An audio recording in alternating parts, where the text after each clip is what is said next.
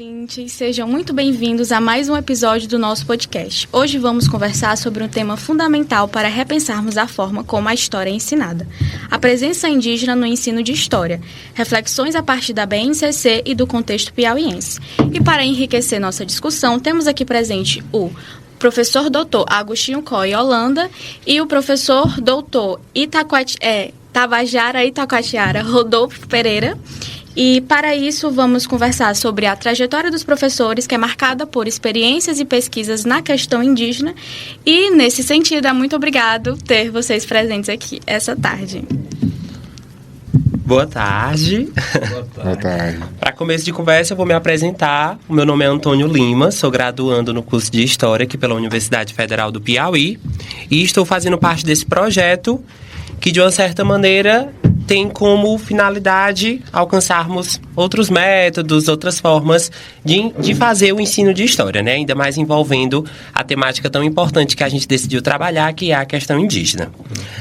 Para começo de conversa, eu vou apresentar o professor Agostinho.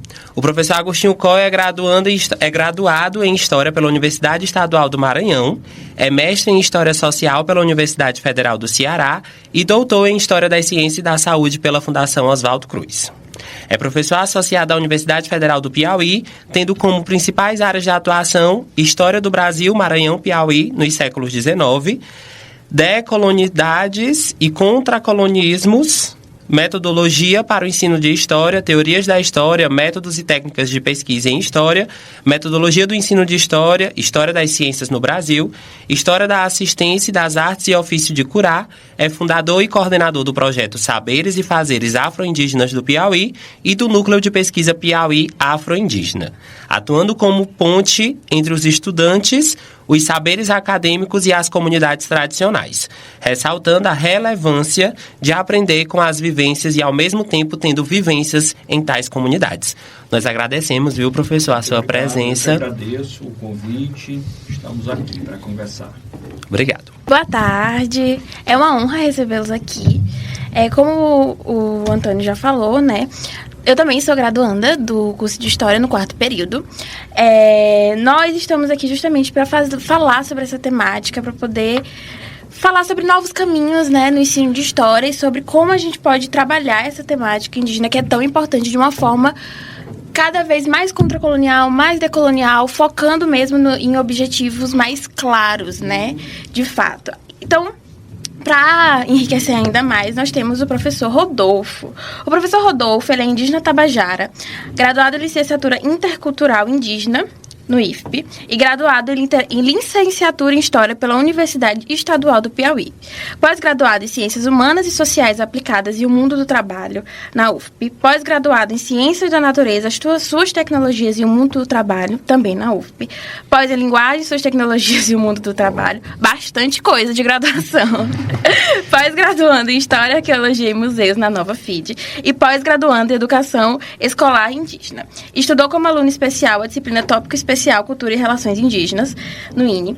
Estudou como aluno especial a disciplina Tópico Especial Culturas e Relações Sociais dos Povos e Comunidades Tradicionais, no curso de mestrado do semestre 2023.1. Programa de pós-graduação em Sociedade e Cultura, na UESP. Atualmente trabalha como supervisor da Educação Escolar Indígena na Unidade de Educação Escolar Indígena e Quilombola, da SEDUC. E atua também como professor em Educação Patrimonial no Museu de Periperi, em Piripiri. Atua como professor formador IES do Programa Ação Saberes Indígenas na Escolar SECAD MEC IFP, Campus Piripiri, e membro dos seguintes grupos: Grupo de Educação Patrimonial e Arqueologia da UFP, Núcleo de Estudos Afro-Brasileiro e Indígena do IFP, tendo colaborado com diversos trabalhos de curadoria, pesquisas e organização de eventos relacionados ao patrimônio histórico e cultural das comunidades tradicionais indígenas e quilombolas no município de Piripiri, no Piauí. Muito obrigada pela sua participação, professor. É uma honra recebê-lo aqui. Espero que nós possamos ter uma conversa muito enriquecedora no dia de hoje. Obrigado. Estamos aqui para contribuir com vocês e com o pessoal também que está nos ouvindo. E mais uma vez falando, para me apresentar, eu sou a Evelyn Camille, graduanda também no curso de História aqui da UFP. E para iniciar essa conversa, eu gostaria de fazer uma pergunta para vocês, o que motivou a seguir o caminho no ensino e na pesquisa de história. É o que motivou, o que levou, qual foi o ponto-chave que vocês falaram, acho que eu vou seguir o caminho de história e vou começar a pesquisar sobre isso. Bom, boa tarde mais uma vez. Eu vou contar uma história rápida aqui, né? Uma história recente, que é a história da pandemia, em que todos nós ficamos fechados, enclausurados pela necessidade de conter uma pandemia que para nós era tudo muito novo. E acredito que ao final da pandemia todos nós estávamos meio entediados de ficar reclusos, né? Queríamos fazer outras pesquisas, e nesse sentido eu resolvi que queria percorrer o Piauí. Queria conhecer outros lugares, outras comunidades, outras pessoas. Eu sou do Maranhão, quem me conhece sabe que eu tenho 15 anos de Piauí, mas sou do Maranhão e não conhecia, como ainda não conheço muitos lugares.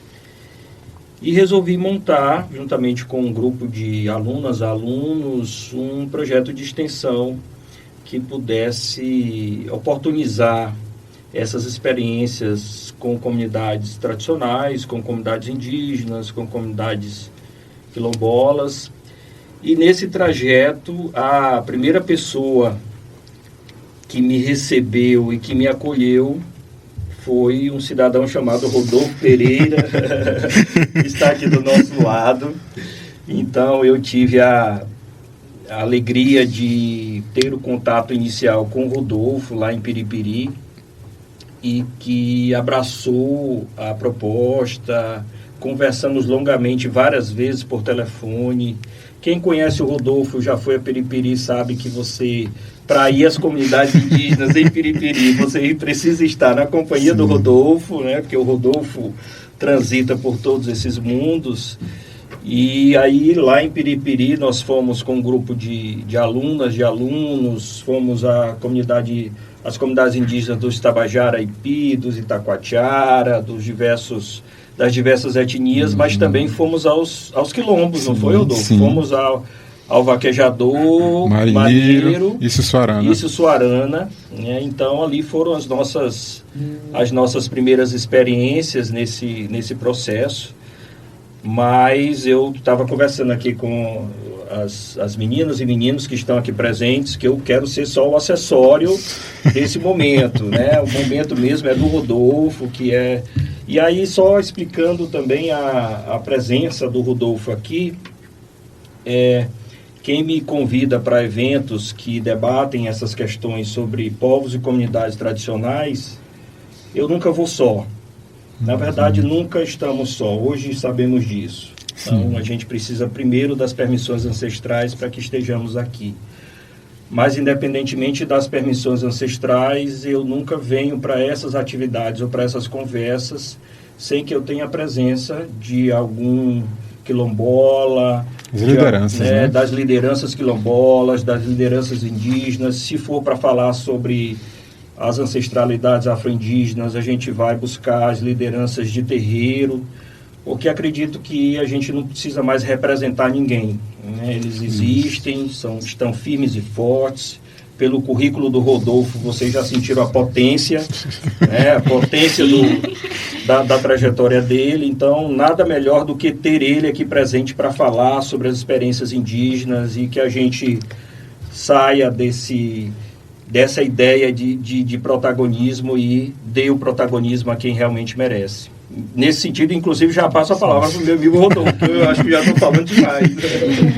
Eu que agradeço, professor Agostinho, agradeço aqui os demais, né, aos acadêmicos do curso de História, na qual é um curso que acho que desde criança você passa a gostar, né?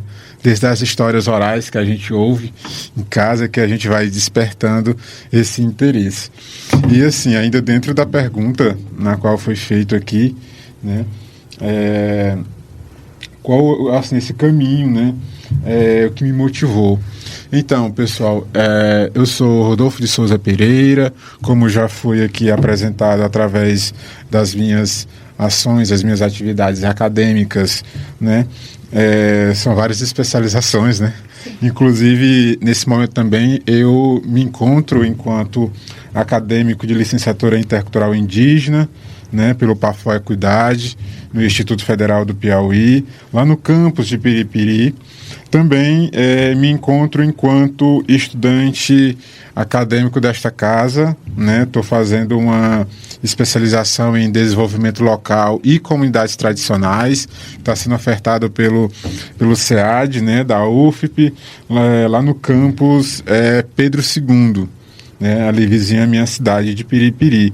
E o que foi que me levou a entrar nesse mundo da pesquisa, no campo da história? Tudo isso começa ali, eu acho que a partir do meu ensino fundamental, né, na qual eu tive a oportunidade de conhecer aquele livrinho do Piauí de Ciências Sociais da Capa Verde, né? Eu acho que todos já passaram pelos ensinamentos ali a partir da 4ª série com aquele livro, um livro que de fato ele foi criado em 95, né, contando um pouco da cultura, do espaço do povo piauiense, onde trata e fala um pouco sobre a questão indígena no período colonial, né? Pouco também se fala das comunidades quilombolas, mas a gente também por um lado entende e também provoca, né, essa questão dos livros didáticos ainda hoje, né, no campo da história, vêm com pouco conteúdo, com pouco material, né? Mas assim, para 95, para aquela época, né, nós passamos a ter a oportunidade de, através de um livro, conhecer um pouco mais sobre a história, de como surgiu, de quais etnias passaram, né, pelo Piauí, passaram os ancestrais, mas que de fato deixaram suas raízes, né? Quando nesses livros se fala muito do período colonial, né, mas no livro ele não teve sua continuidade, contando a vida, né, até os dias de hoje.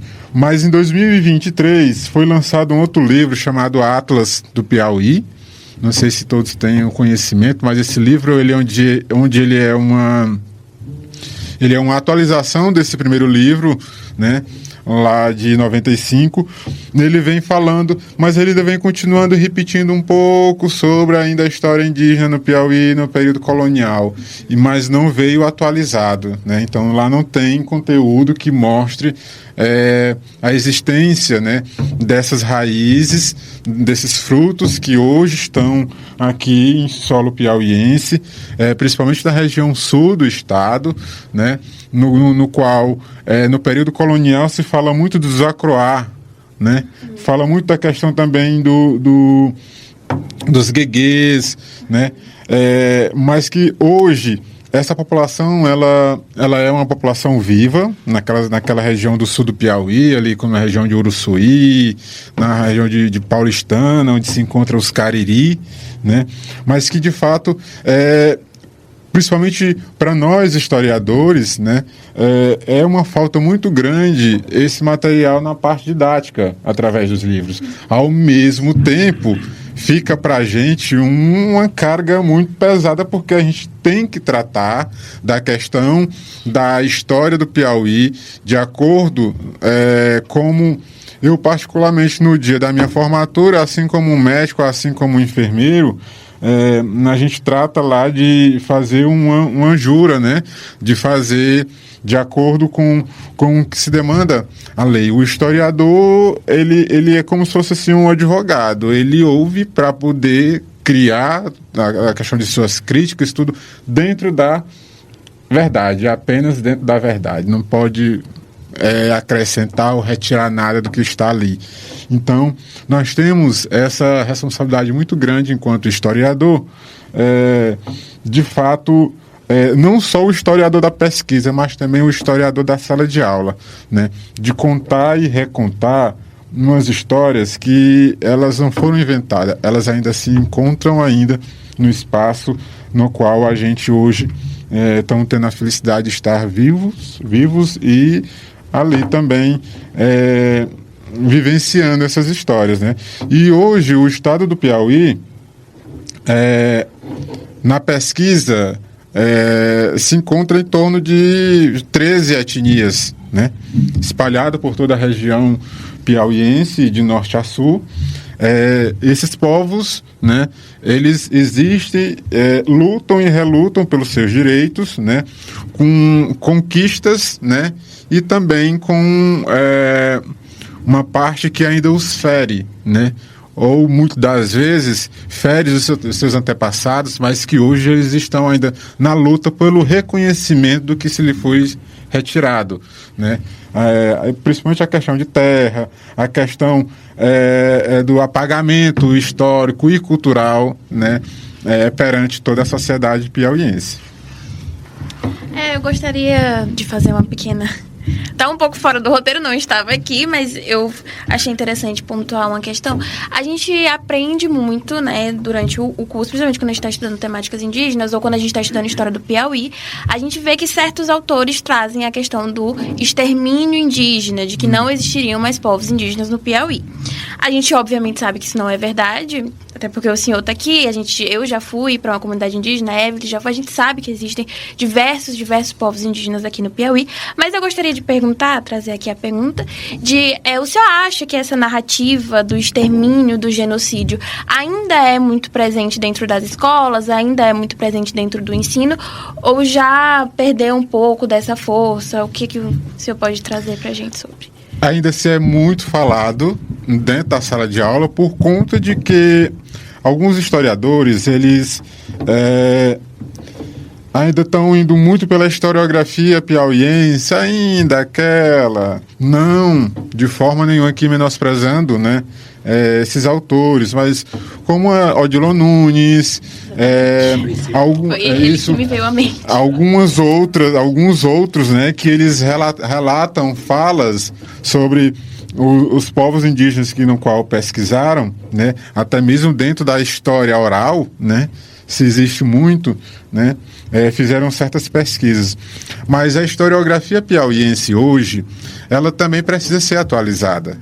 Então, mais uma vez, nós, enquanto historiadores, nós temos essa grande responsabilidade, né? Esse grande fardo, porque a gente, de fato, a gente tem que se apropriar mais ainda da pesquisa, né? Se você lê Odilon, você vai ter momento que você vai desconcordar com Odilon. Então, o que vai lhe fazer criar, juntar e como é que eu posso dizer? E produzir algo diferente a partir da crítica dentro do que ele fez.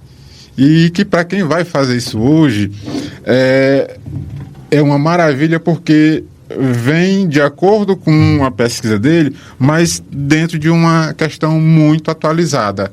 Porque nesses livros, quando também passei pela academia, ali de 2015 a 2019, lá na UESP, quando eu fiz a licenciatura intercultural, aliás, a licenciatura em História, a gente ainda ouviu muito desses livros, dessas falas, mas como eu particularmente eu ainda não estava apropriado a essas questões, essas histórias de hoje, voltada para a questão indígena, quilombola, eu estava ali, eu achava era bonito, concordar, a professora dizendo, logo também, eu acho que o que ela pegava de conteúdo é o que ela repassava para a gente, né?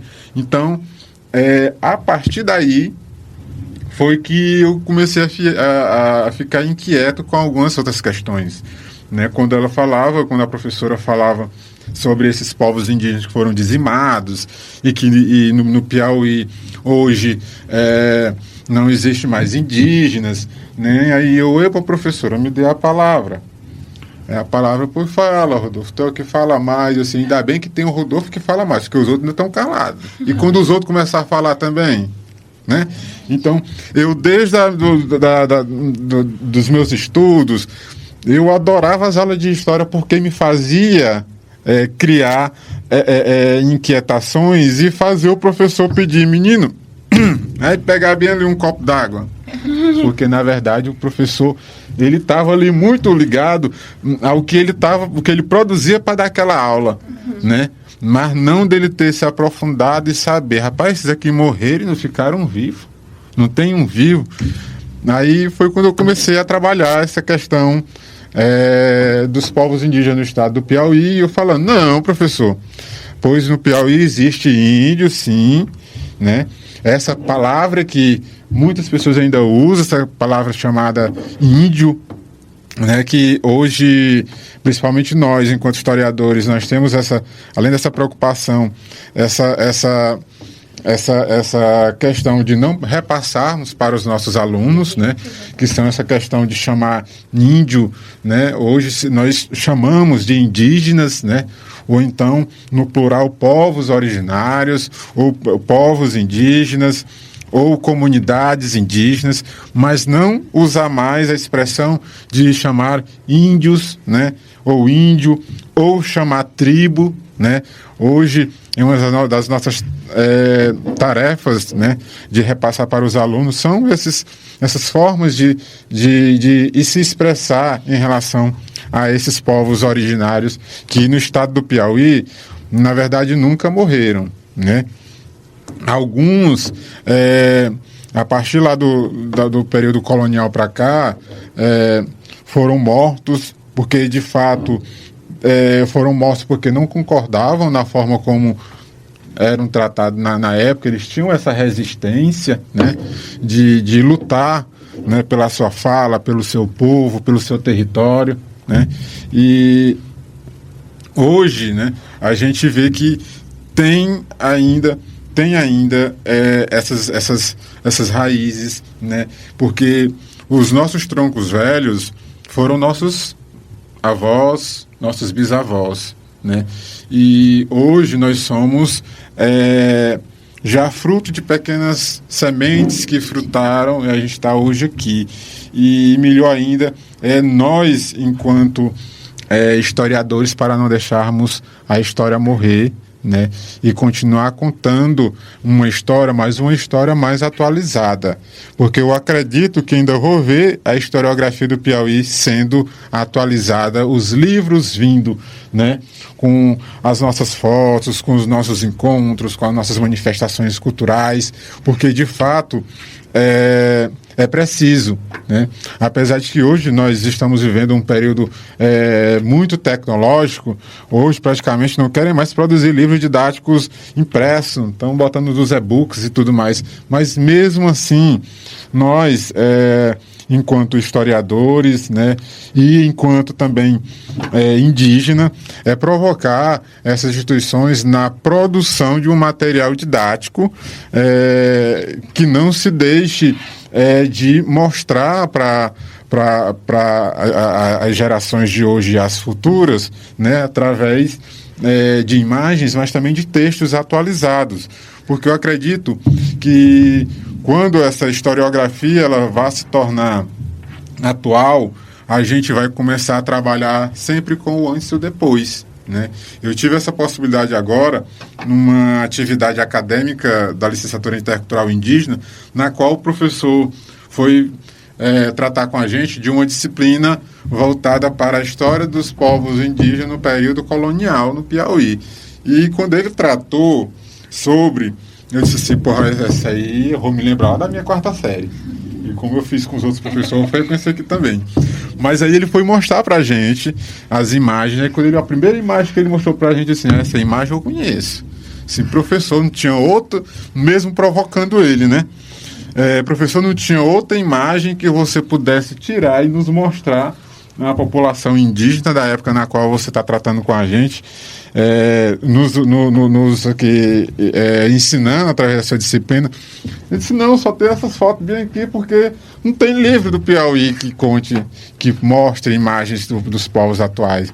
Aí eu fui lá ver a mesma imagem do livro de 95.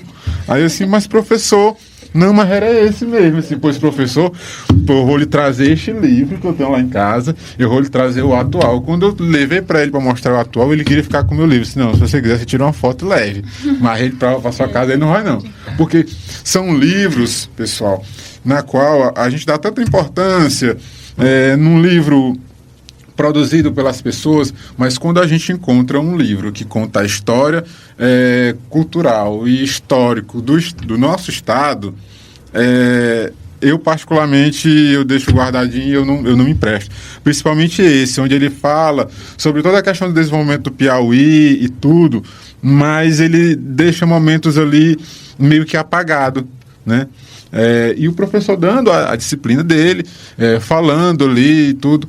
Aí eu disse, professor, mas você... E os atuar, não, aqui a disciplina é só para isso aqui. Assim, rapaz, porque aqui você está dentro de uma sala aqui que são 44 alunos, todos são indígenas. Então, essas histórias, elas têm que serem atualizadas. Porque se nós não atualizarmos agora, né, além da nossa existência, da nossa preocupação, de alguns que estão na academia e tudo, vai continuar do mesmo jeito, porque nossos pais, eles vão continuar sendo silenciados. Porque, pessoal, hoje, essa questão de você assumir sua identidade, sua autodeclaração, seja indígena, quilombola, ainda é muito pesado. Ainda para essa sociedade piauiense ainda é muito pesado.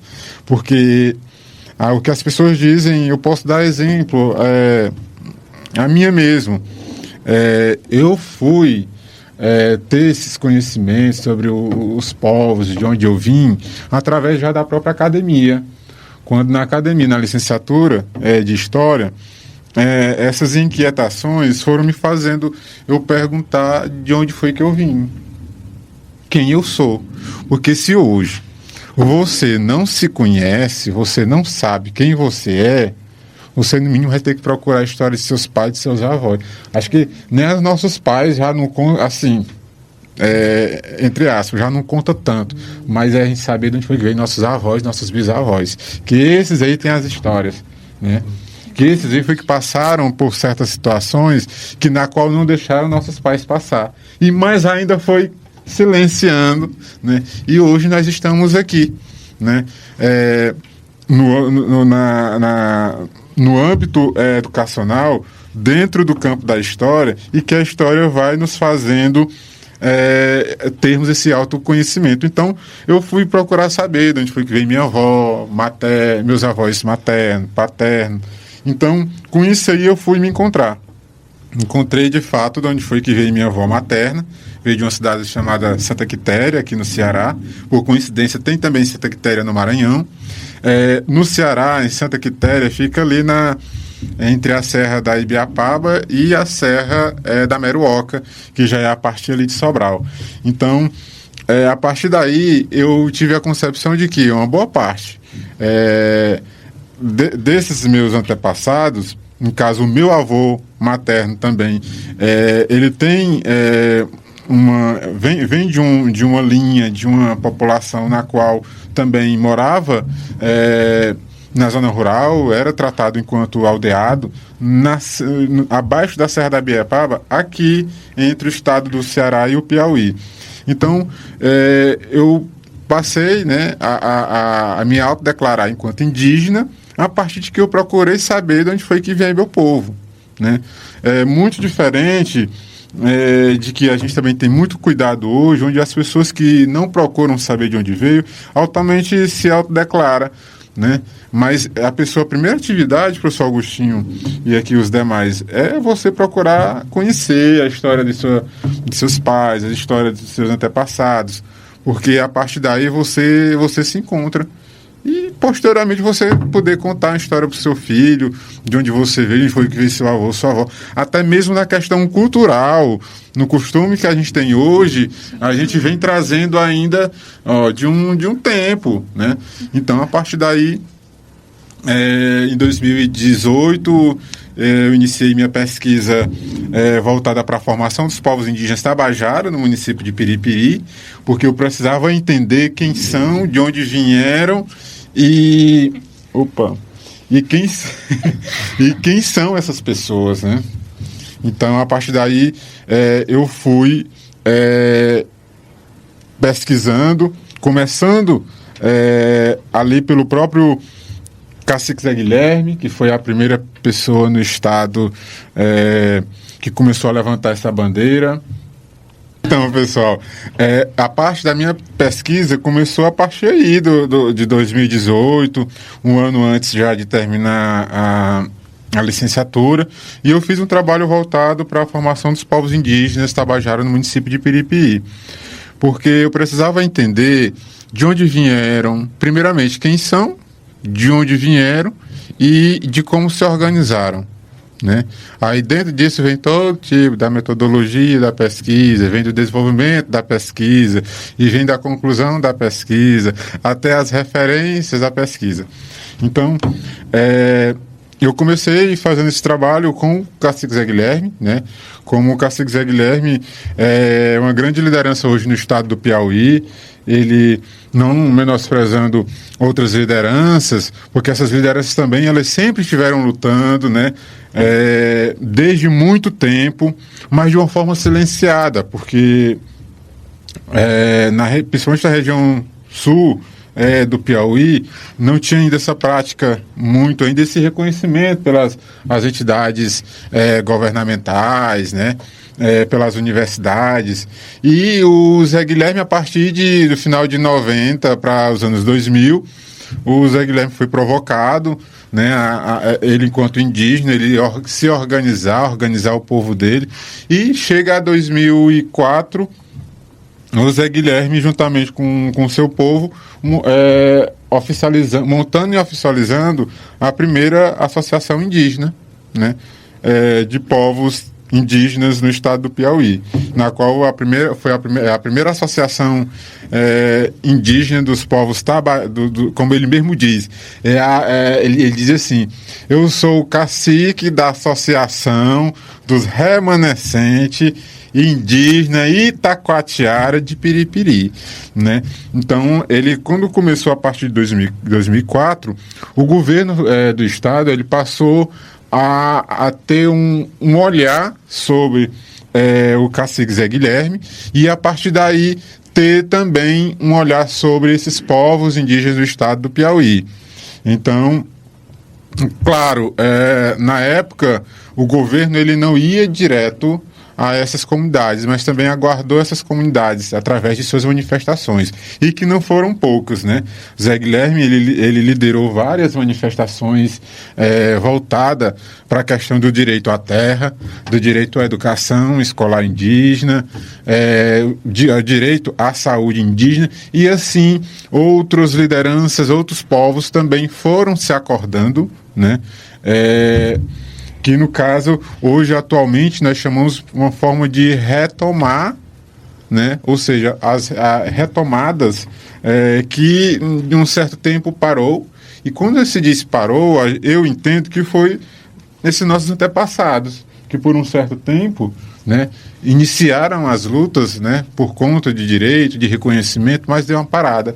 Mas aí, ao decorrer do tempo, foram surgindo, né, essas sementes foram crescendo, e assim vem desenvolvendo e trazendo ainda um pouco das histórias de seus antepassados, né, e lutando também de uma forma unificada, né, todos os povos indígenas do estado do Piauí lutando de fato pela inserção das políticas públicas, na qual já se foram citadas, como a educação escolar indígena, saúde, território, moradia. E ao decorrer desse tempo, algumas dessas políticas, né, de fato, elas foram e vêm sendo implementadas, né? Hoje, atualmente, posso dizer que em termos dessas políticas básicas, né, como a saúde e a educação, elas de fato hoje, né, já 2025, elas vêm chegando para essas comunidades, né? Nós lá em Piripiri, nós somos ofertados, né, na qual com 2 turmas de licenciatura, né, que foi criada a partir da própria CAPES, né, e no Piauí as instituições como a UFP, a UESP e o IFP também entraram na questão dos editais, né?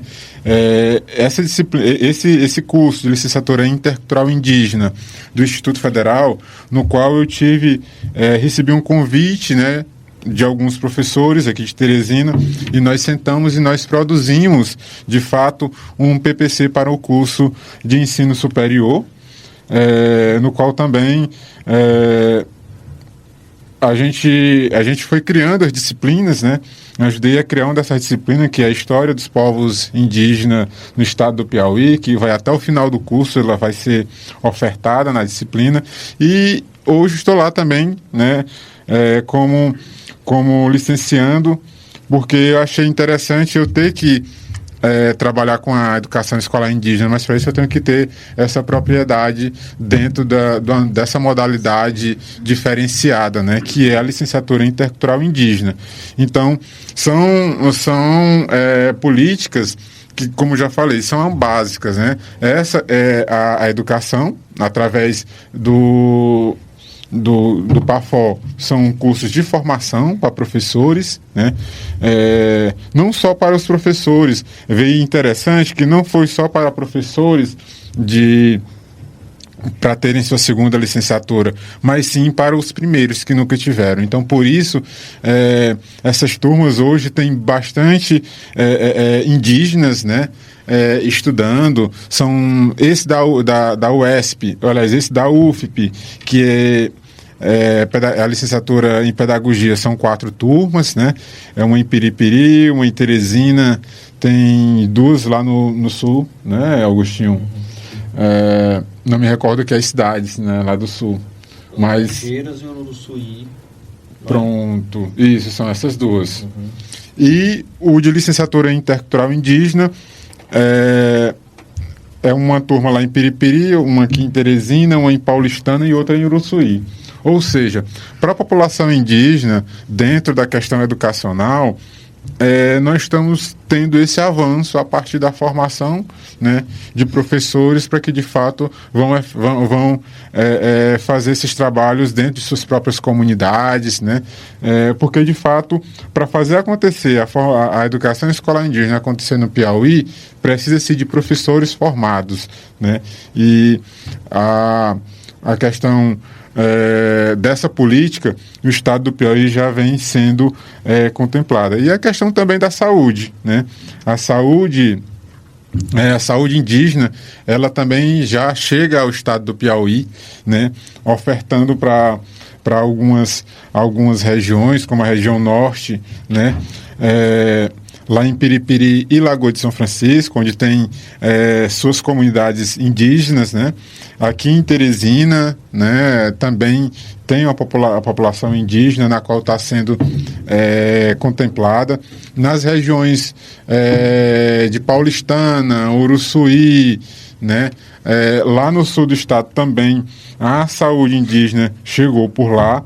E assim, o mais interessante, pessoal, que é para indígena, mas não é para todos. Por que não é para todos?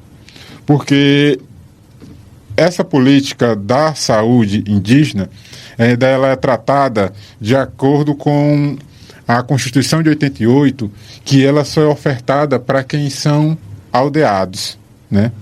A saúde indígena, hoje no estado do Piauí, ela está sendo trabalhada mais com as comunidades indígenas que são de zona rural, né?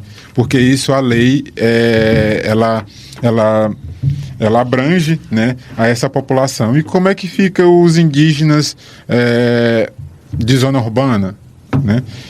Esses indígenas de zona urbana, eles ainda estão passando por um processo, né, na qual o Ministério ele vai ter que se adequar também, né, tem que ofertar também para esses indígenas, né, mas de uma certa forma, pelo menos nós lá em Piripiri, a gente fica satisfeito porque a gente vê a política chegando para nossos parentes da zona rural, porque nós da cidade, além de termos a questão hospitais, postos de saúde, nós também lá estamos sendo contemplados também com a saúde digital, né, na qual essa saúde digital em Piripiri tem uma sala específica para os indígenas de contexto urbano, e que lá foi inaugurada enquanto a sala até homenageia nosso cacique, né?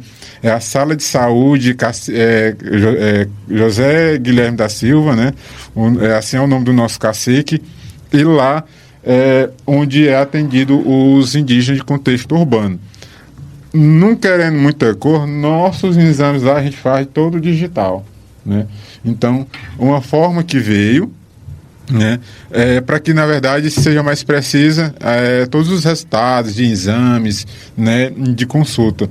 E os nossos parentes da zona rural estão sendo atendidos, sim, pelo DICEI Ceará, né, que é um distrito que tem em vários estados do Brasil, tem esses distritos, né? No Piauí, como é novo, nossos parentes da zona rural, eles ainda são contemplados com o DICEI Ceará. Mas não tão distante, no Piauí também será criado o DICEI Piauí, onde vai dar um atendimento mais rápido, específico e bem mais abrangente para a população indígena do estado do Piauí. Maravilha. Exatamente, a gente vê essa questão de que quando a gente vai conversar com as pessoas em relação aos indígenas de contexto rural e os indígenas de contexto urbano, a gente vê meio que uma disparidade em que eles são tratados de formas diferentes, que é justamente como a gente já discutiu em outras disciplinas com o professor Augustinho, é que quando se fala, por exemplo, em indígenas de contexto rural, são os indígenas que a gente já tem aquelas perspectivas que já são antigas, antiquadas, e quando a gente fala na perspectiva dos indígenas do contexto urbano, é que eles estão se adaptando a nós que já estamos acostumados com essa vivência do mundo.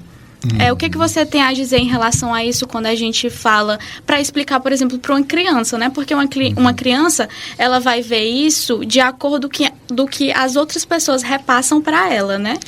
Com certeza. Então, pode ficar à vontade. Não, eu vou passar a palavra para você, tá. Mas só eu lembrei agora, a partir dessa pergunta, daquela atividade que a gente teve na escola. E aí, nesse sentido, primeiro, a escola queria alguém para falar sobre comunidades indígenas.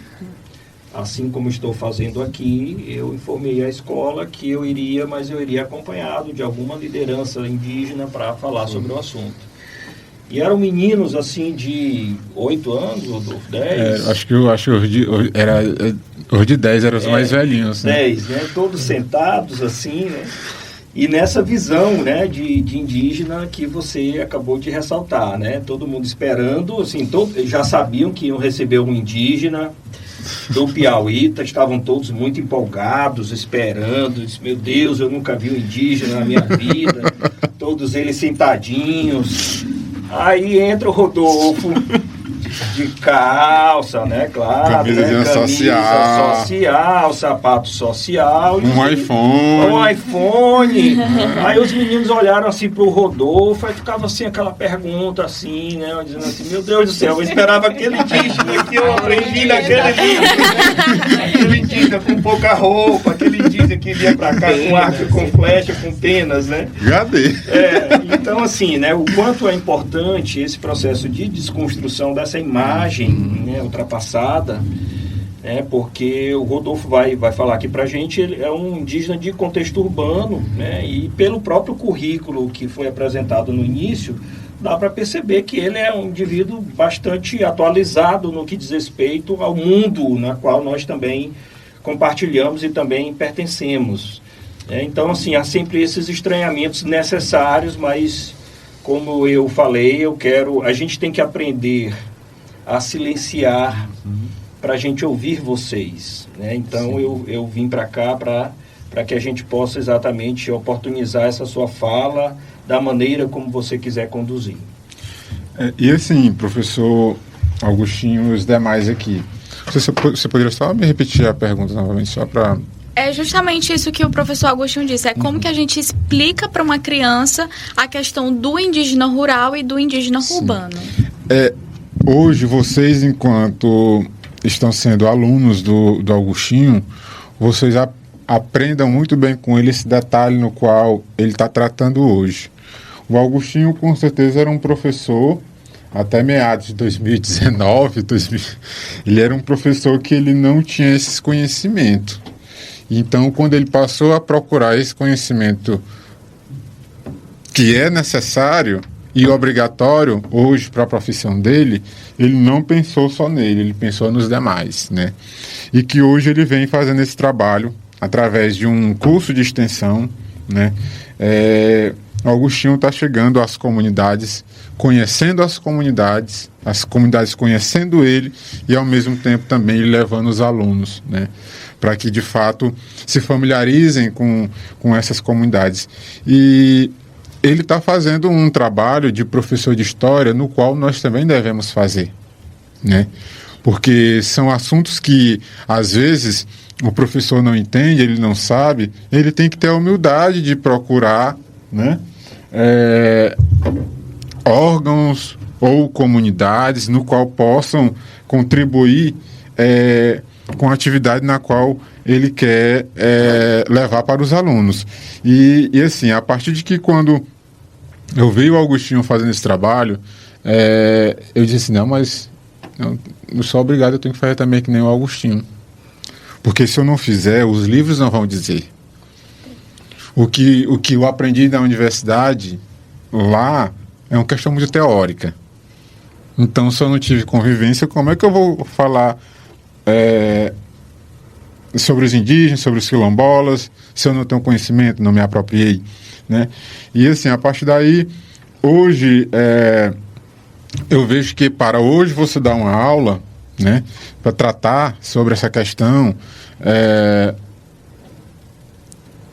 você pode começar, né, na sua aula, relatando essas vivências dos povos indígenas atuais, e para brilhantar mais ainda a sua aula, você levar um indígena, né, para a sua aula de história, para a sua aula de biologia, para a sua aula de artes, porque os nossos conteúdos de vivência têm tudo a ver com os conteúdos que vocês, né, que nós, enquanto professores de história, temos que levar para os alunos. E a gente sabe que acabar com o estereotipo é muito pesado, mas começando com essas atividades na qual a gente está vendo o exemplo do professor Augustinho, isso nos faz a pensar metodologias diferentes, já diferente da forma como ele trabalha, né? Mas é um caminho que nós devemos seguir. Quando eu estava enquanto aluno lá no ensino fundamental, pouco se ouvia falar em aula de campo. Logo também, quando professor para aquela época, aula de campo, o custo de ter um carro para levar, de ter, né, era muito grande. Mas hoje não, hoje se torna mais fácil, né, para essas atividades. Ao mesmo tempo que se você não consegue um transporte para levar seus alunos lá numa comunidade, traga a comunidade para dentro da escola, traga um indígena, né, para que venha contemplar também a sua aula. Porque a partir daí, vocês deixam de ter a inquietação sobre a vida desses povos, ao mesmo tempo eles fazem questão de vir contar a vivência deles. E dentro dessa vivência, os alunos vão, a partir dali, assim como nós, em sala de aula, lá quando a gente estava no ensino fundamental, 1 ou 2, não eram pequenos ensinamentos que a gente já aprendia logo de uma vez? Assim também fica para os alunos de hoje. Quando eles souberem, os alunos atuais hoje souberem que os indígenas do Piauí existem, né? Eles mesmos é quem já vão começar a destravar essa inquietação de que o ensino Piauí ainda tem, nós estamos aqui, né? A partir das histórias, né? E também dessas vivências. E que são culturas em transformação, como qualquer cultura.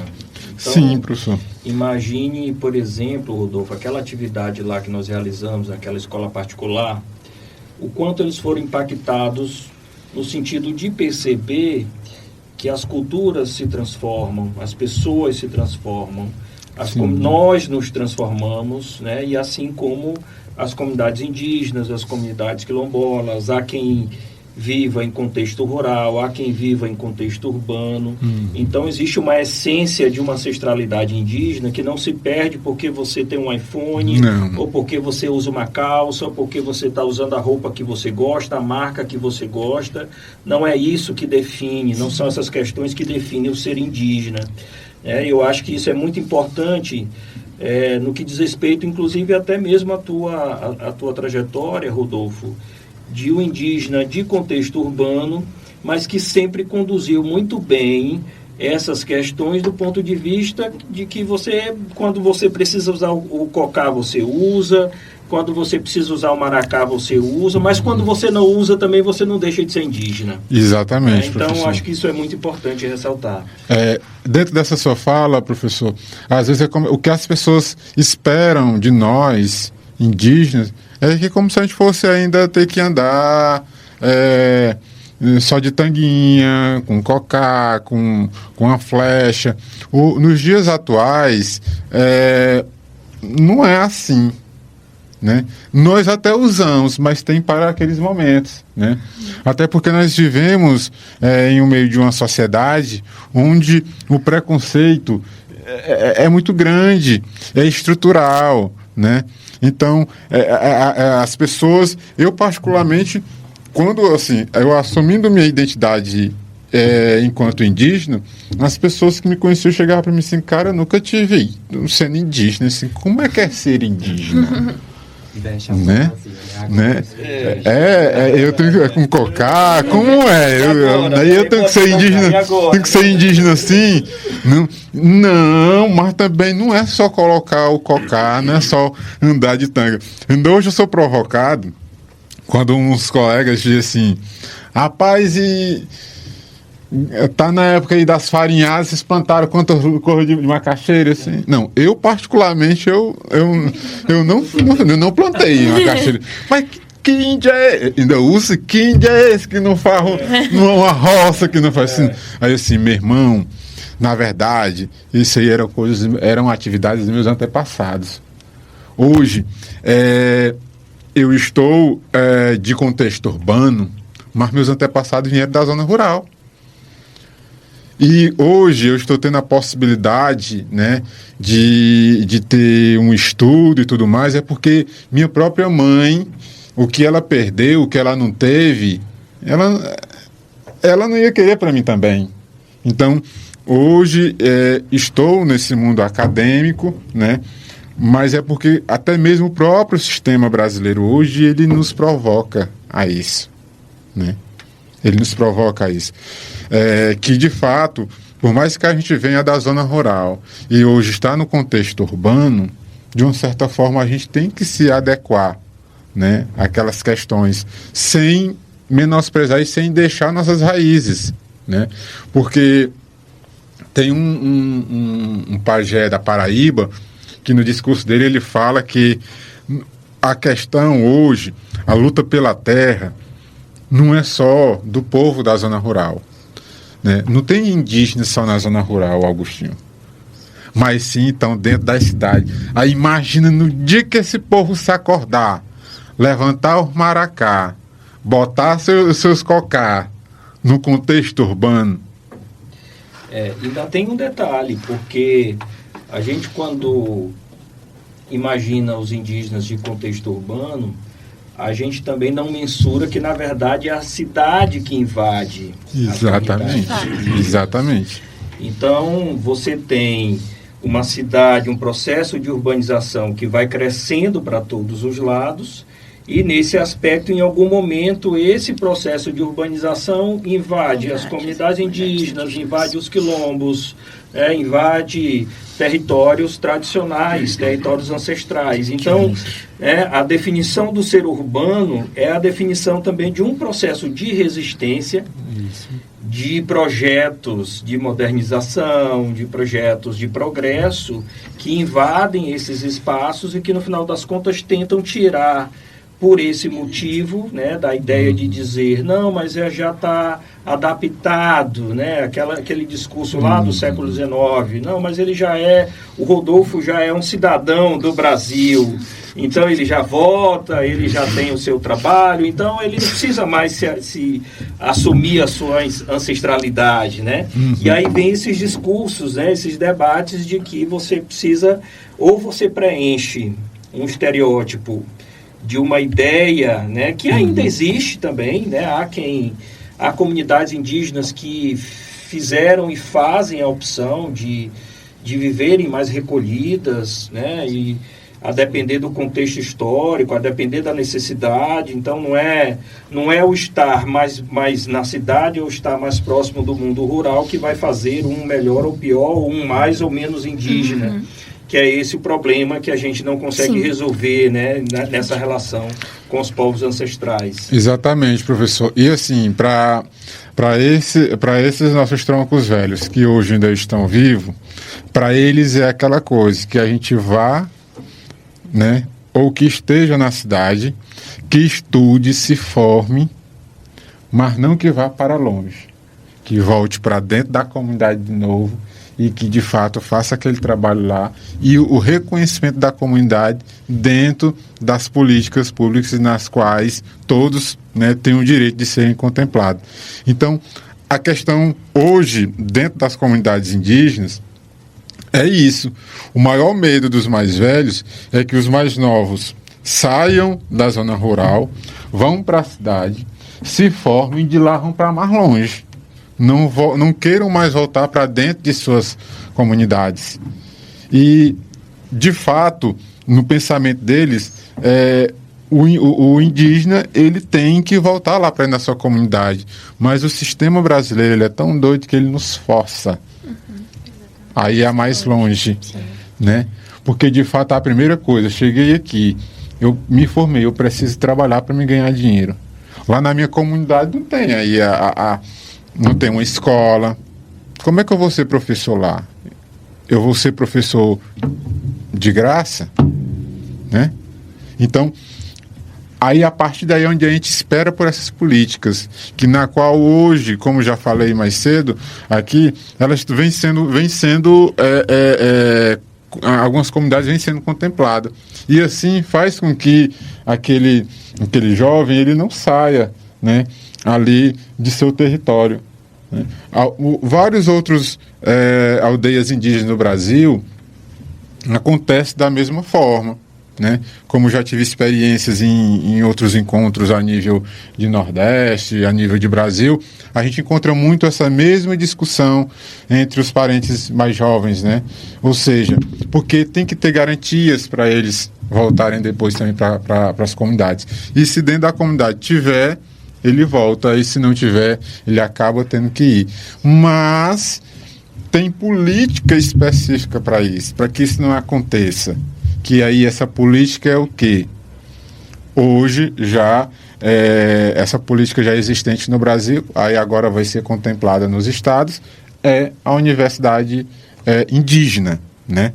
A primeira vai ser lá em Brasília e ao decorrer vai também chegar aos outros estados, né? E acredito que quando for chegar nos estados, eles não vão mais atrás, contemplar, utilizar ainda pedacinhos de terras que tem as universidades federais. Porque, de fato, como vai ser uma nova universidade federal, ele vai justamente vir para contemplar esses jovens, que eles se adequem àquele modo de ensino superior, para que ele não vá para outro lugar, para que ele volte para a sua comunidade. Como um dos cursos que mais foi debatido, no caso, o curso de enfermagem, o curso de medicina, que seja voltada para a universidade indígena, porque lá só vai ser para indígenas. Então, assim, nessa questão do mundo do trabalho, para que de fato ele fique e permaneça por ali. Porque se não for, é como se fosse assim, trabalhar enxugando gelo. Né? E as comunidades, elas são é de necessário das comunidades elas terem esses profissionais que sejam mesmo das suas próprias comunidades. né, depois dessas brilhantes considerações, entrando um pouco mais sobre a questão realmente de ensino, adentrando ainda mais, a gente já falou bastante sobre, mas adentrando ainda mais a questão de ensino, de metodologia, não falei meu nome é Beatriz Melquiades. Além de graduanda do 4º período, eu sou extensionista do projeto do professor Agostinho, coordenado pelo professor Agostinho, né? Não é dele, é coordenado por ele, como ele gosta de sempre falar. Os saberes e fazeres afro-indígenas aqui no Piauí. Esse projeto, ele é justamente o ponto principal do que a gente trouxe também aqui, que é justamente essa questão de ir, de conhecer através das vivências, tendo vivências, como o próprio professor falou, né, a questão de levar indígenas às suas aulas, que é justamente o que o professor Agostinho faz nesse projeto. Então, nisso a gente já percebe várias nuances, né, da questão do ensino, como uma metodologia, levar indígenas, levar vivências, levar as crianças, se o caso a gente possa, ou os estudantes de forma geral, para as aldeias, para as comunidades, tanto indígenas quanto quilombolas, para ter essas vivências, né? Além disso, a gente também percebe que uma das principais questões do ensino é justamente ensinar essa multiplicidade, né? Porque a gente aprende estereótipos durante a vida. Um ensino colonial, colonizado, vai acabar ensinando de uma forma colonial e colonizado, onde a gente aprende a partir de estereótipos. E é justamente a partir desse contracolonialismo, de lutar contra essa visão, pelas vivências. É dessa forma que a gente consegue lutar contra isso. Dessa forma, a pergunta que eu tenho a fazer antes de passar a palavra é o seguinte: além, né, dessas questões de vivências, de perspectivas, de caso a gente sabe que a realidade de salas de aula em escolas públicas, certas realidades são um pouco mais complexas. Quando a gente fala sobre ir, sobre levar, a gente não sabe exatamente o que a gente pode fazer. Caso a gente não consiga fazer essas coisas, quais outras metodologias a gente pode usar? Quais outras vozes? A gente pode levar vídeos? Quais outras formas vocês indicam? Realmente, para os professores que possam assistir isso no futuro, quais realmente metodologias a gente pode ir atrás para fazer esse ensino de forma mais decolonial, contra-colonial? Eu vou abrir aqui um pouco dessa frente e depois o Rodolfo faz as considerações. Eu acho que um primeiro elemento importante da gente tratar é a gente perceber que as ancestralidades indígenas estão do nosso lado. Porque também é outro problema, né? Eu levo o Rodolfo, eu levo o Pajé Vitor, o Pajé Chicão, ou vocês levam para uma escola pública. Se você for fazer uma pesquisa na sua sala de aula, você vai encontrar as ancestralidades indígenas, como você vai encontrar as ancestralidades africanas. Então, assim, não é porque a gente tem que ter muito cuidado para a gente não trabalhar essas temáticas do ponto de vista do exotismo. Né? Como algo distante. Como algo distante. Eu vou trazer o Rodolfo, que é indígena, Itacoatiara, como se nós não encontrássemos as nossas ancestralidades indígenas em diversos lugares da cidade. Então, se a gente fosse conversar aqui, né, nós fôssemos ouvir as histórias de vocês, aquilo que vocês sabem, a história dos avós, dos bisavós, em algum momento a gente ia encontrar essas ancestralidades e nós teríamos a oportunidade de conversar sobre isso. Então, a gente não precisa, assim, essas são formas de você despertar estas consciências, mas que estas consciências precisam ser um cotidiano das nossas experiências educacionais. Qualquer escola que você for, qualquer escola que você venha fazer o seu estágio, seja ela do âmbito... Se a gente pensar que quando nós estamos falando das nossas ancestralidades indígenas, das nossas ancestralidades africanas, e que esta é uma parcela da população que historicamente sempre foi colocada à margem das políticas públicas, você vai encontrar nas escolas públicas um referencial ainda maior dessas experiências afro-indígenas, né, porque ali estão as histórias, né, das tentativas de colocar à margem as experiências religiosas afro-indígenas, de colocar à margem as experiências do campo, né, porque assim, existem muitas experiências do campo que você, né, vai conversar com as meninas, os meninos da escola básica, do ensino médio, e aí você diz, seu pai, seu avô ou sua avó fazia o quê? Não, ela trabalhava na roça, ela trabalhava no campo. E aí você vai conversar com essa pessoa, e se tiver a oportunidade de conversar, por exemplo, com o avô, com a avó, você vai perceber que em algum momento essa relação com o campo, ela também é uma relação ancestral indígena, ela também é uma relação ancestral quilombola, ela também é uma relação ancestral de experiências que nós, por essa educação eurocêntrica, nós fomos perdendo, né?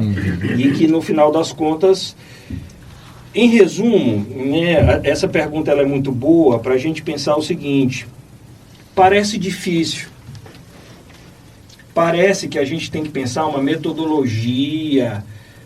Não é difícil, é um despertar. Sim. Quando você desperta e que você vira a chave, a metodologia vai naturalmente aparecer, porque na verdade ela não precisa, se ela estiver pronta já é um problema. Sim. Que ela não precisa estar pronta, porque se você receber essa metodologia pronta, possivelmente você já está recebendo com os vícios de origem de perspectivas eurocêntricas, né? Porque você não vai encontrar uma cosmologia, uma cosmogonia indígena de forma que ela sempre é a mesma coisa. Ela vai se transformando, ela vai se modificando, ela é fruto de muitas experiências. Então, se você despertar, a metodologia vai aparecer, as experiências indígenas vão aparecer, você começa a dialogar com aquilo que é explicável e o que não é explicável e que nem deve ser. Sim. Porque quando você entra nessas experiências ancestrais, chega a determinados momentos que você não sabe se é você que está fazendo isso. Tem hora que eu paro assim, né? Eu digo assim, meu Deus do céu, de onde é que eu tirei isso tudo, né? Por que eu quero fazer isso, né? Por que eu quero tanto estar perto de povos e comunidades tradicionais? Por que eu quero estar nas comunidades indígenas? E tem respostas que eu não tenho. E nem quero ter, talvez nem deva ter. Porque é fruto de intuições, né? Fruto, assim, de ancestralidades, de coisas que não vão se explicar, ou não é o momento ainda para você ter aquela explicação. Então, assim, é um outro plano que você começa a entrar, que depois que você entra, você não sai mais, né? E aí eu acho que é isso, esse é o nosso desafio, né? Enquanto pessoas que não tiveram tanto essa vivência como Rodolfo, e, né, que traz toda essa experiência indígena já muito antes do que nós aqui, que despertamos tardiamente, mas nunca é tarde para este despertar. Basta querer. Sim. Né? Basta querer sair da zona de conforto que você consegue agregar essas outras experiências. Pegando essa fala do Augustinho, é como eu falei, para mim, primeiramente, eu tive que me conhecer meu povo, entender. E no caso hoje, em termos de metodologia, trabalhar com crianças, né, com adolescentes, na verdade a gente trabalha mais com adolescentes, né, porque é a partir do 6º ano. Sim. E tem do 6º ao 9º, tem o ensino médio. Mas pegando um pedacinho da fala do Augustinho, essa questão de metodologias, né? Às vezes pegar já pronto é bom porque também até o tempo, né? Mas você, a partir dali, da vivência com o seu grupo de alunos, você vai ter um momento que você vai encontrar em um ou dois o que você quer, né? E a partir daí se torna até uma pesquisa, porque esses alunos, né? As pessoas, elas trazem, elas levam um pouco, de uma forma culturalmente, esses costumes de seus antepassados, né? Vocês mesmos traz um pouco ainda dessa cultura, né? Seja na questão da linguagem, na questão cultural, né? Porque de fato tudo isso tem que ser provocado, né? Então, na sala de aula, vocês primeiramente começar: quem somos? Quem são vocês? De onde vieram? Tem menino que levar até avô para as aulas. Tá entendendo?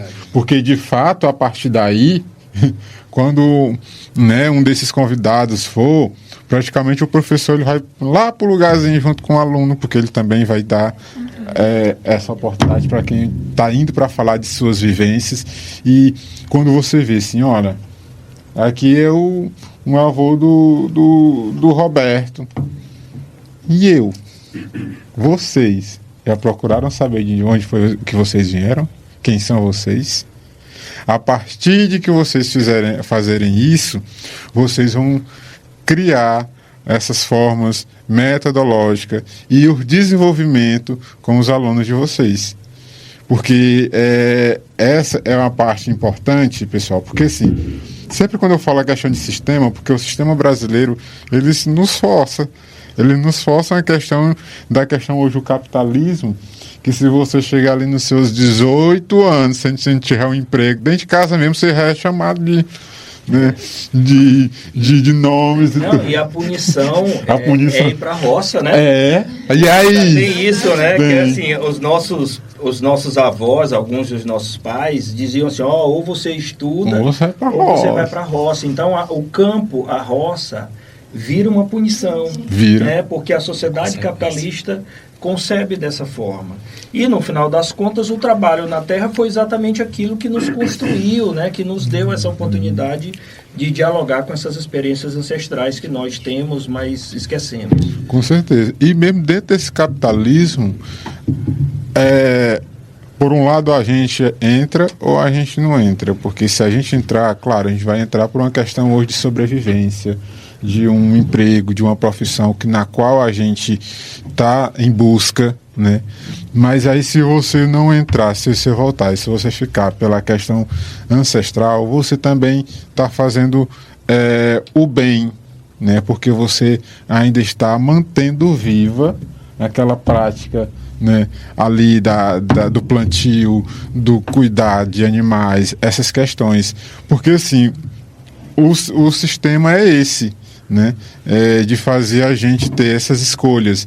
E eu lembro assim de uma fala do Nego Bispo, e que aqui também, nesse momento, eu quero até, de uma certa forma, agradecer o Augustinho, que numa dessas atividades, né, que foi feita na região sul do estado do Piauí, nós fomos até a comunidade costaneira, 2022, 2023, aí eu tive também, foi a possibilidade dos últimos momentos de conversa, né, que eu tive com o Nego Bispo.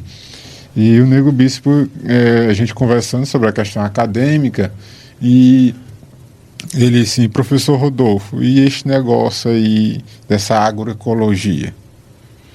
Aí eu disse, não, eu não entendo muito não da questão da agroecologia hoje, é o que as universidades querem nos ensinar. Ora, se nós temos nosso quintal, onde tem as plantações, onde nós plantamos as coisas, nós plantamos a roça, nós entendemos sobre a agroecologia.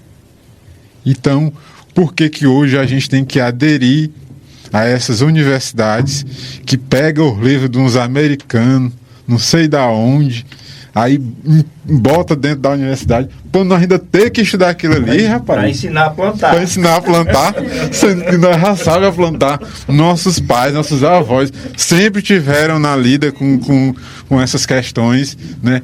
Até a nossa mãe, quando planta ali um pé de tomate, ela tá plantando ali, ela vai colher, porque dali vai sair de qualidade, né? Sem agrotóxico e tudo. E o livro dos americanos vem para nos ensinar a plantar. Ou seja, foi nas últimas falas com o Nego Bispo, ele falando sobre isso. E sim, nos faz a refletir que nós não temos que ter esse interesse, porque essas vivências elas já vêm nos ensinando muitas coisas.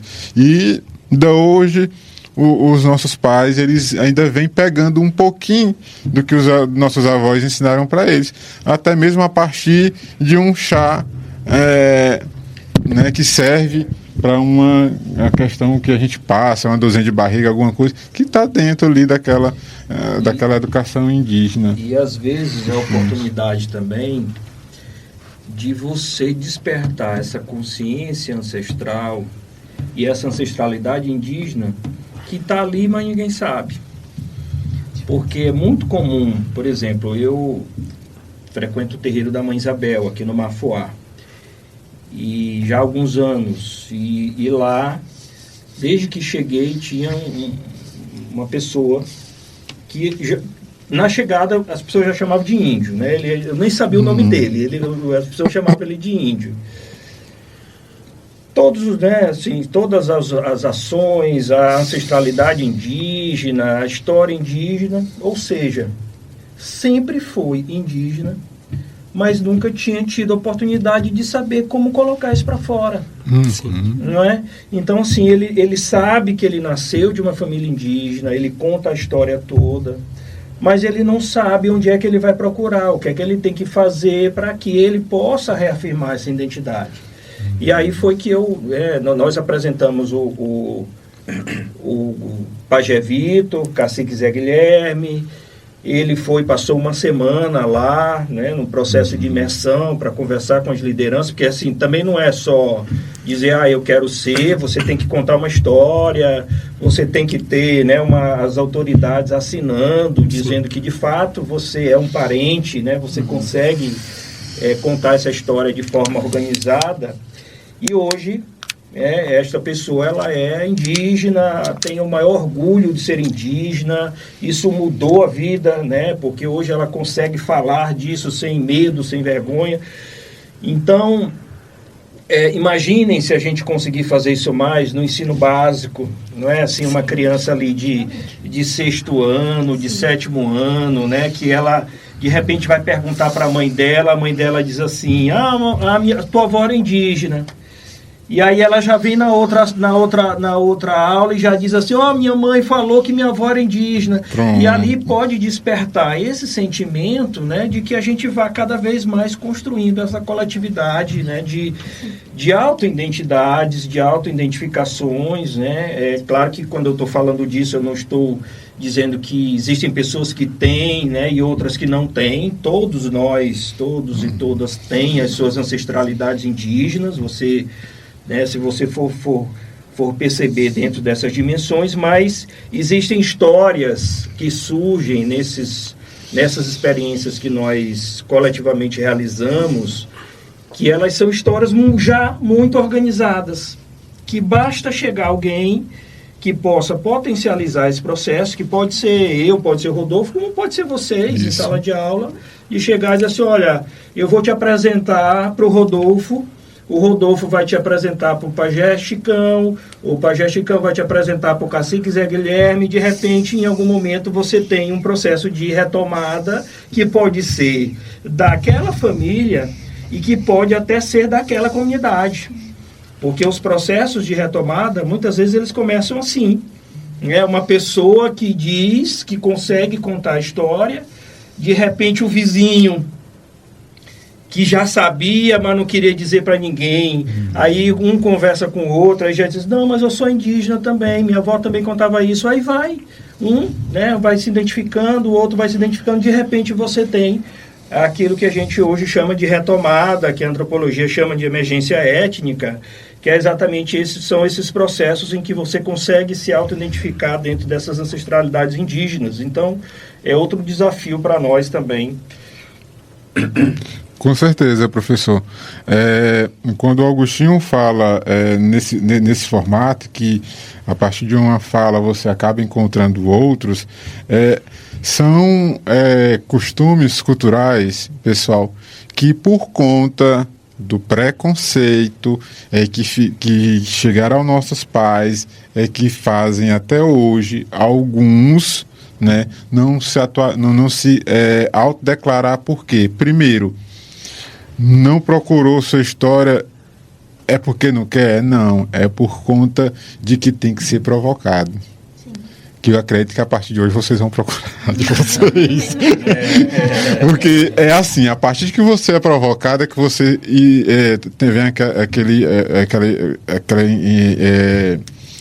você procura a pesquisar sobre você. Porque, pessoal, o preconceito hoje é com que faz com que esses povos, com que essas comunidades, elas não avançam mais é justamente nessa questão do auto-reconhecimento. Porque aqui ele deu o exemplo de uma pessoa que passou um mês e tal, mas como é que ela deve se comportar hoje numa indagação, hoje, fora do ambiente onde ele procurou? E aí, fulano? Agora tu é indígena, agora vê como é que ele vai se comportar na hora dele se autodeclarar. Porque eu, particularmente, eu adoro quando vai chegar pra mim e diz: tu é desde quando? Eu posto, senta aqui que eu vou contar a história da vovó.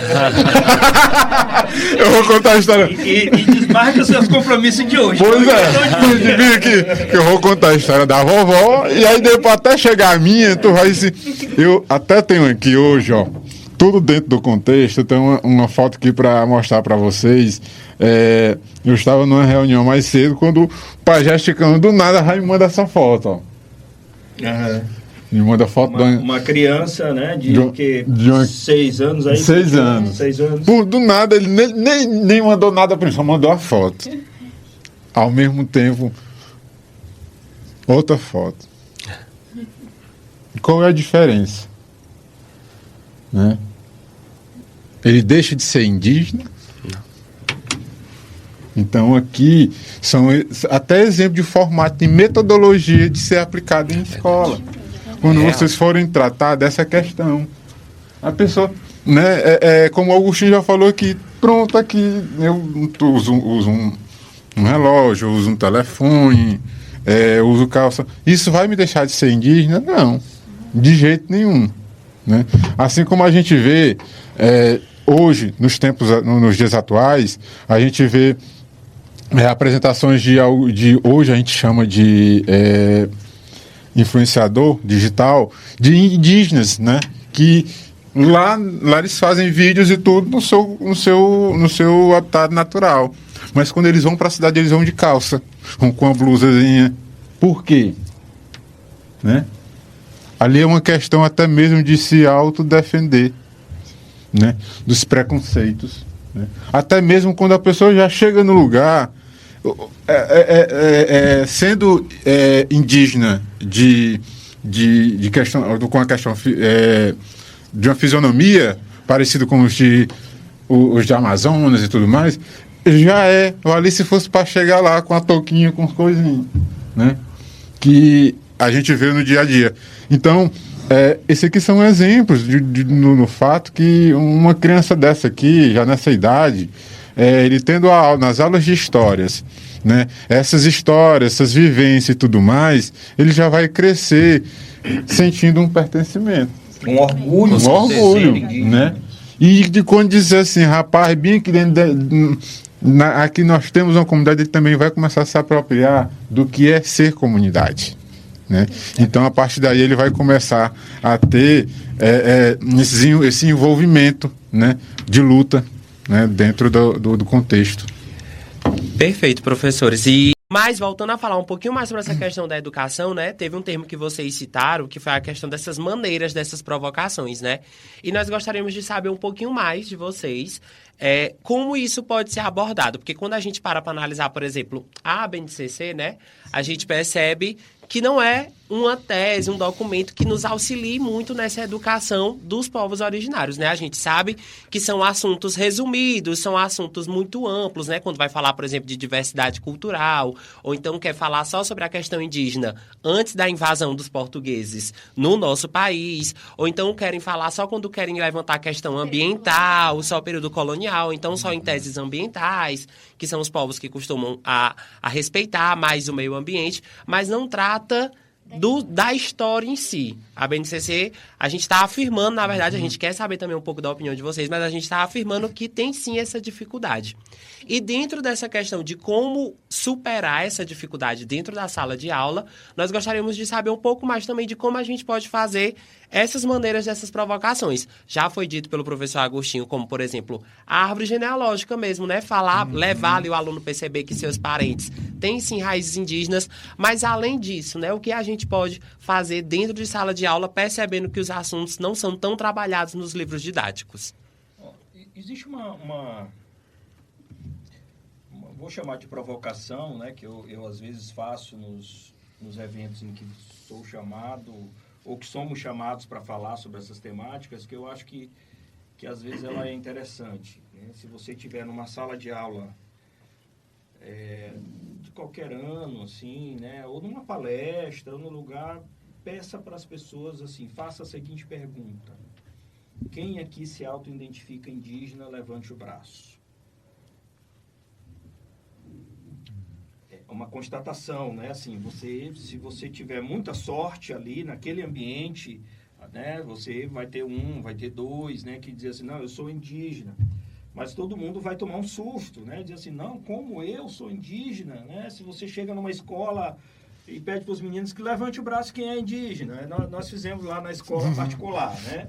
Meninos assim de 10 anos, levante o braço quem é indígena. Aí todo mundo ficou olhando um para o lado, não, eu não sou indígena, né? Aí depois você diz assim, você sabia que todo mundo aqui tem sangue indígena? Todo mundo aqui tem ancestralidade indígena? Então isso, né, assim, vai quebrando essas questões e a tua pergunta ela é muito boa porque eu vivencio isso em casa. Eu tenho um filho de 11 anos e que as escolas, elas preparam para o Enem, né, sob a perspectiva da BNCC, aqueles conteúdos organizadinhos. E aí às vezes eu estou fazendo aqui a tarefa com meu filho e eu estou fazendo a tarefa de história, porque junta história e geografia, que já é um problema, né? E hoje história e geografia é como se fosse a mesma coisa, né? Ciências humanas, né? Exato, mesmo caminho. E aí você se depara com cada situação assim que você... Aí você reflete, vamos lá, pensando enquanto professores, educadores, enquanto pais e mães que já são o que serão a depender das escolhas que cada um fizer. Imagine que você tem um filho, uma filha ou alguém que você cuida e que essa pessoa ela vai querer entrar no ensino superior, ela vai querer fazer o Enem, como meu filho imagino que vai fazer, né? Vai fazer o Enem. Então eu não posso tirar ele completamente desse mundo, né? Eu não posso chegar e pegar o livro didático dele e dizer assim, olha, daqui para frente você não vai mais trabalhar isso aqui, porque primeiro a escola vai reprovar, né? E vai dizer que é um problema em casa. Mas eu posso fazer um processo educacional de maneira que ele perceba os problemas. Ele tem um objetivo a cumprir, como toda criança, né? Quer ter um trabalho, quer ter uma boa oportunidade, uma boa qualificação no ensino superior, na pedagogia intercultural indígena, ou em outro curso, na medicina, no direito.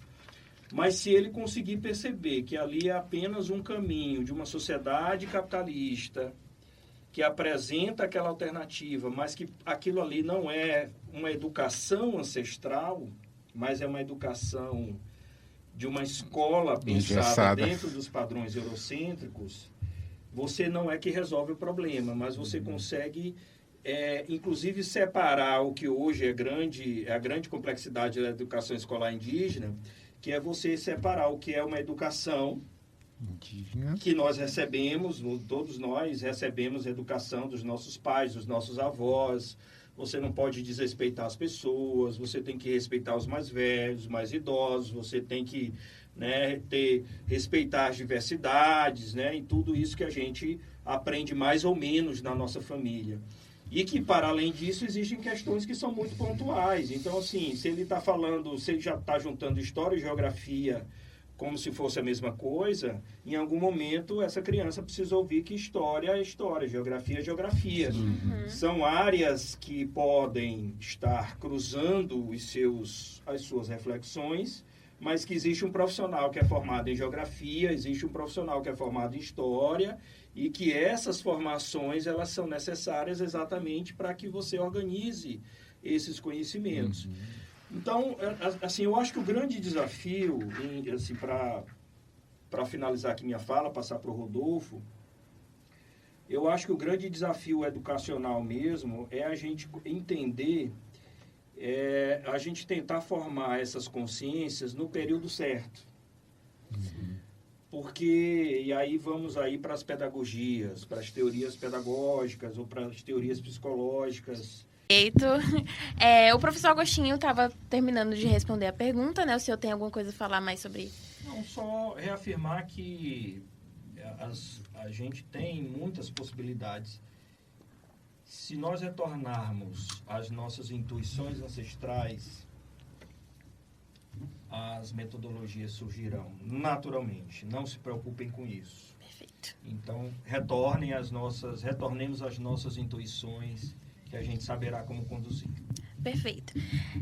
Então, caminhando para o encerramento, né, dessa nossa conversa que se estendeu muito, foi extremamente enriquecedora, foi até para nós que já sabíamos consideravelmente sobre, né, que a gente já tinha estudado muito sobre, a gente ainda assim sempre consegue elucidar muita coisa, a gente sempre está aprendendo, sempre em aprendizado, principalmente com essas questões de comunidades tradicionais, originárias, a gente sempre tem muito, muito mais a aprender, principalmente por causa que a gente demora para ter esse despertar, né? Então, foi uma conversa maravilhosa. Caminhando para o encerramento, gostaríamos de agradecer de novo os convidados, agradecer a ancestralidade por ter permitido esse encontro de acontecer. Nada aconteceria se não fosse permissão da ancestralidade. Então, muito obrigada. Para encerrar, né? Qual é a mensagem final que os convidados têm para trazer? O que vocês gostariam de considerar? Mais alguma consideração final? Eu queria agradecer o convite, também agradecer as permissões ancestrais que a gente precisa ter para que a gente possa participar de momentos como esse. Reafirmar a importância da gente estabelecer esses diálogos sempre com povos e comunidades tradicionais. Eu vejo muita gente que nunca foi numa comunidade ou que acha que sabe de povos e comunidades tradicionais porque leu 10 livros e escreveu um artigo. E que a gente saia desse universo e a gente perceba que os indígenas, os povos originários estão aí preparados, né? Vejam que maravilha de fala do professor Rodolfo, o quanto eu aprendi, né? Nós aprendemos, eu aprendi demais com você mais uma vez. E que a gente tenha essa humildade, né? Aquilo que a gente estava falando antes, a humildade de olhar para as pessoas e entender o quanto a gente ainda precisa aprender com os povos originários, o quanto a gente ainda precisa aprender com você e com tantas outras lideranças que estão do nosso lado e a gente não valoriza. Queria muito que se nós estivéssemos lotando o auditório como o Roger Chartier lotou ontem e como lotará Primeira coisa que eu pensei. Né? Eu queria muito que esse dia chegasse, que a gente tivesse a oportunidade de anunciar Rodolfo de Souza Pereira e a gente ficasse contando os dias e as horas para lhe ouvir. Mas vamos ser otimistas que esse dia vai chegar. Sim. É um processo. Obrigado até pelas suas palavras, professor. Mas antes disso, nós temos que dar este título ao nosso cacique Zé Guilherme. A Universidade Federal do Piauí, um dia ela vai ter que acordar para esse grande reconhecimento de luta do cacique Zé Guilherme, né? Enquanto um título, né, na qual é de maior honraria que a própria instituição tem, ele hoje merece.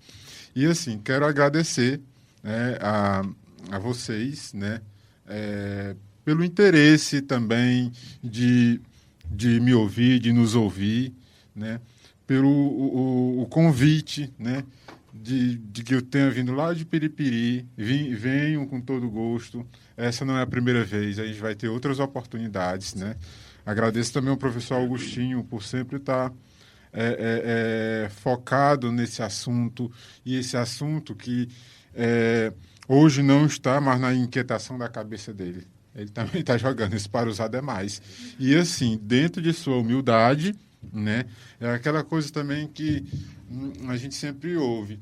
O que você tem, ele não vai ficar só para você. Ele também pode ser repassado para os demais. A gente aprende com nossos caciques e pajés isso, né? Todo santo dia. Né? Todo santo dia. Ou seja, o que eu aprendo com o cacique Marcos na zona rural, eu levo lá para a zona urbana. E na zona urbana, quando eu aprendo também com o cacique Zé Guilherme, levo lá para a zona rural. E a gente vai tendo essas trocas de experiências, essas trocas de entendimento. E, mais uma vez, o agradecimento, estarei à disposição sempre, né, para estar contribuindo também com esse trabalho de vocês, porque sempre a gente vê que estão surgindo novos profissionais. Esses profissionais eles vão trazendo também um conhecimento mais específico também para gerações que estão vindo, porque hoje eu sou um professor de história, mas eu não sou como era meu professor de história no ensino fundamental, né? Talvez ele não tinha o conhecimento que eu tenho hoje, mas esse meu conhecimento, daqui a 5, 6 anos vai surgir um outro professor de história que o conhecimento dele vai ser diferente do meu, né? Mas é sempre dentro dessa humildade, porque os alunos eles vão sempre trazendo um pouco daquele conhecimento com cada professor com que ele aprendeu, né? Assim como eu tenho meus conhecimentos, né? Como a metodologia dos meus antigos professores me fizeram entender, né? E ter mais ainda essa inquietação de não ter o medo de pesquisar, não ter o medo de querer saber o que eu quero saber dentro do contexto, seja no contexto indígena, no contexto rural, no contexto global, né? Mas que, de fato, tem que surgir da gente esse interesse em saber um pouco mais. Perfeito. Muito obrigada. Perfeito. E mais uma vez, queremos agradecer a presença dos dois, porque eu tenho certeza que a gente não vai sair daqui como a gente entrou. São novos conhecimentos, novos aprendizados, novas aberturas, e eu tenho certeza também que as pessoas que ouvirão essa conversa, elas vão partir sobre novas perspectivas, sobre novas abordagens. Independente do ensino, independente da idade da pessoa, e é sobre isso, novas oportunidades, sobre o mundo realmente ele está passando a perceber as outras pessoas com novos olhares. A partir do momento que todos nós estamos aqui para englobar uma perspectiva, para ir à frente, para lutar nessa causa, porque a partir do momento que estamos todos um do lado do outro. Então, muito obrigado pela presença, pelos ensinamentos, que essa conversa foi muito enriquecedora. Maravilha. Eu faço das palavras das minhas colegas as minhas, né? Gostaria muito de agradecer pela presença, pelo sim, né? Pro nosso convite.